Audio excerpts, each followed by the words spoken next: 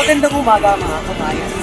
Tayo ngayon ay nasa lungsod ng Antipolo, barangay ng Malabon, upang talakayin ng isa sa mga kumukulong issue sa bayan ito na ang pakahaba-habang trapiko.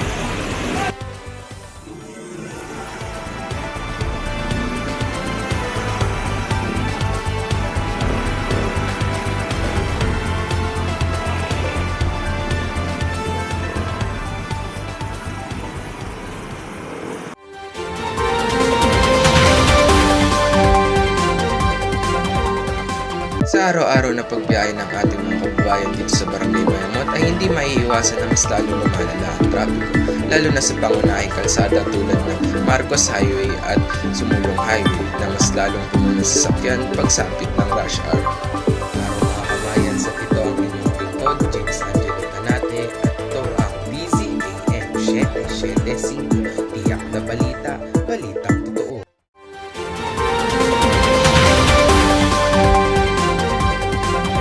Ano po ba sa tingin niyo ang naging pangunahing sanhi ng traffic sa Marcos Highway?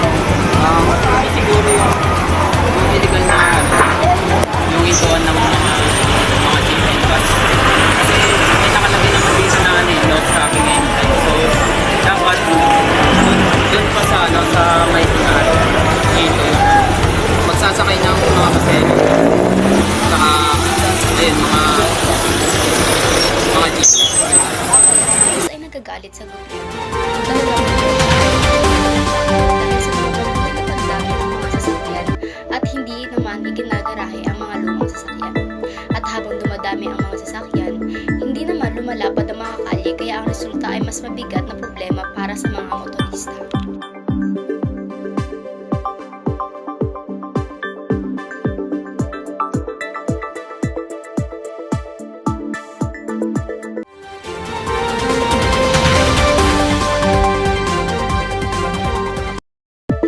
Ang pinakamainam ay magbawas ng sasakyan at mahigpit na pagpapatupad ng disiplina sa lahat ng driver, mapribado man o mapampubliko.